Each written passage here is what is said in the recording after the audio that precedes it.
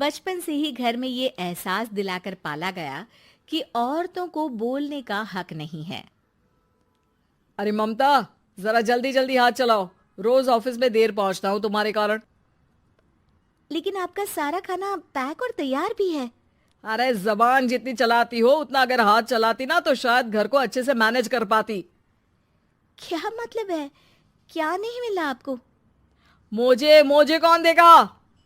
ममता भागकर पति को मोजे देती है।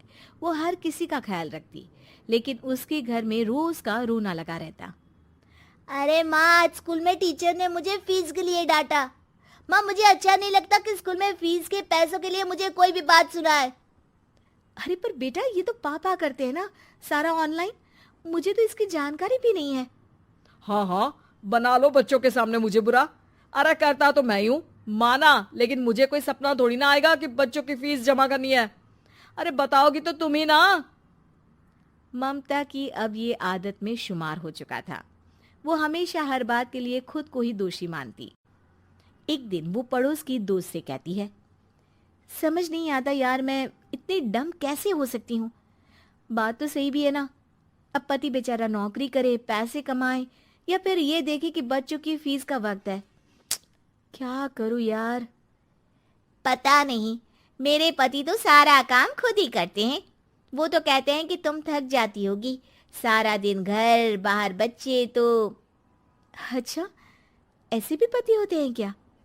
अरे क्या बात कर रही है?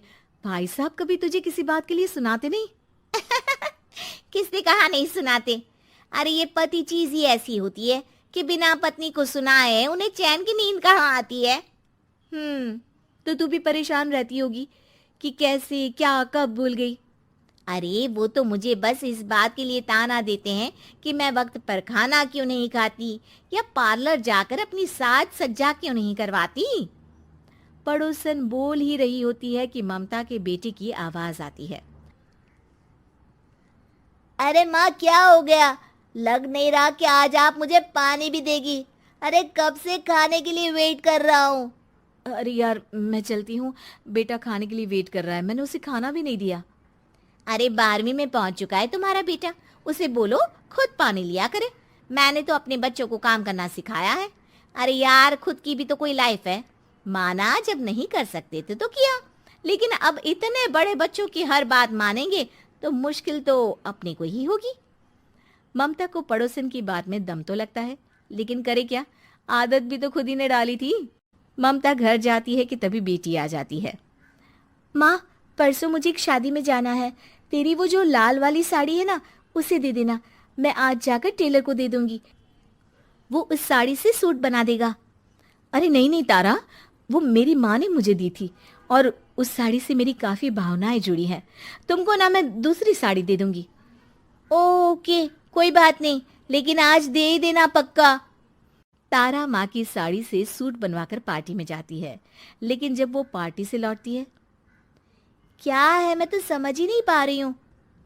अरे जब वो साड़ी मांगी थी तो ये छल्ली सी साड़ी क्यों दे दी? मैं ही पागल थी जो इस साड़ी का सूट बनवा लिया मैंने। माँ, जानती भी हो कि कॉलेज में मेरी कितनी हंसी उड़ी। तभी वहां ममता का पति सुनील आ जाता है। अरे गवार औरत, जब बेटी साड़ी मांग रही थी तो दे देती ना। अरे पापा, इनके तो इमोशंस जुड़े थे उस साड़ी से। ममता इतने सब के बाद भी कुछ नहीं बोलती। मेरी बेटी की बेइज्जती हो गई, मैं बिल्कुल बर्दाश्त नहीं कर सकता ये। मैं नहीं चाहता कि मेरी बेटी से कोई भी ज्यादा सुंदर लगे पूरे कॉलेज में। जी, वो पढ़ने में तारा बिल्कुल अच्छी नहीं है, उसकी पढ़ाई पर आप ध्यान दीजिए ना। अच्छा, अब तुम मुझे बताओगी कि मुझे किस पर ध्यान देना और किस पर नहीं। रमेश जैसा ही ये वाक्य पूरा करता है, ममता की बेटी और पति उस पर जोर जोर से हंसते हैं। अरे ठीक है ना, पता ही नहीं चला कि कैसे वक्त इतना बीत गया।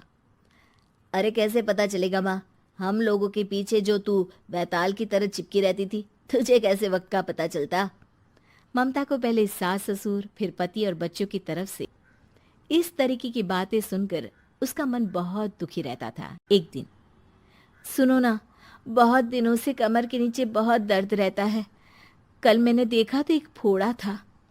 अरे ममता, एक बार अपने पति से बात करो, वो तुम्हारा फोड़ा डॉक्टर को दिखा देंगे। अरे नहीं नहीं, वो तो गुस्सा हो जाएंगे। अरे क्यों गुस्सा हो जाएंगे? तुमको दर्द है? हाँ, लेकिन वो यही बोलेंगे कि ऑफिस जाऊं या फिर तुम्हें लेकर डॉक्टर के पास। तो बेटे से ही बात कर ले। अरे वो तो मैं कर लूं, लेकिन फोड़ा है ऐसी जगह कि उसे बताते मुझे शर्म आएगी। लेकिन कुछ ना कुछ तो करना जरूरी है ना।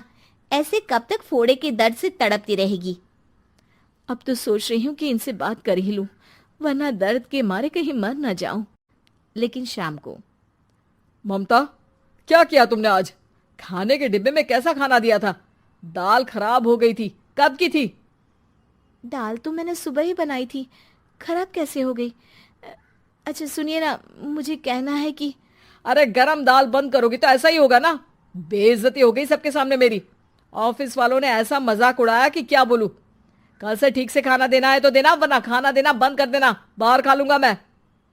ममता, जो पति से अपनी परेशानी बताने वाली थी, वो अब ये सोचने लगती है कि कल से पति को खाने में क्या दे। अगले दिन ममता थकी थकी सी हालत में, आप लोगों के लिए नाश्ता बना दिया है, खाना बनाने की हिम्मत नहीं है आज तो। रात भर सोकर थक गई है ना, इसीलिए तो खाना नहीं बना सकती। हिम्मत नहीं हो रही है, मैं बस सोने जा रही हूँ। बस मैडम को सोने का बोल दो, फिर देखो कैसे सोती रहती है। माँ, फिर वही पराठा सब्जी। अरे हमारे साथ के दोस्त एक से बढ़कर एक नाश्ता खाना लेकर आते हैं, आप तो बस। सभी घर से निकल जाते हैं, लेकिन जब शाम को बेटा घर आता है तो घर में अंधेरा रहता है। बेटा लाइट जलाता है। क्या माँ, तुम्हारा भी जवाब नहीं है बिजली का बिल बचाने के लिए? वो बोल ही रहा होता है कि सामने माँ जमीन पर लेटी मिलती है। वो उसके पास जाता है। अरे माँ, क्या हो गया माँ? तभी वहां पड़ोसन आती है। अरे बेटा, तुम्हारी माँ के पैर के पास एक फोड़ा है, जिसके कारण ये लगातार कमजोर होती जा रही थी। मैंने उसे पहले ही कहा था कि घर में बता दो, लेकिन तुम्हारी माँ किसी को तंग करना नहीं चाहती थी। तभी वहां डॉक्टर आ जाता है। अरे इनके ऑर्गन में दिक्कत है, कोई बात है जो इनके मन में खटक रही है। अरे नहीं नहीं, इसके मन में कोई बात नहीं है। कोई काम है नहीं ना इसके पास, सारा दिन बस घर में ही रहती है। देखिए, मैं तो ये नहीं जानता, लेकिन हाँ, इनके मन में हमेशा कोई बात रह जाती होगी, इसलिए उनकी ये हालत है। अगर आप समय से नहीं ले आते तो हो सकता था कि। अरे नहीं नहीं डॉक्टर साहब, हम पूरी कोशिश करेंगे कि वो ठीक हो जाए। हम लोगों ने अपनी ही परेशानी माँ के सामने रखी, लेकिन किसी ने माँ की दिक्कत को जानने की कोशिश तक नहीं की। हाँ, मैंने भी ममता को हमेशा घरेलू जरूरत से ज्यादा काम का नहीं सोचा था। ममता को होश आता है और वो खुद को अपने बेडरूम में देखती है। वो उठने की कोशिश करती है कि माँ, अब आप नहीं उठेंगी। हम लोग है ना, हम लोग आपको पूरी तरह से खुश रख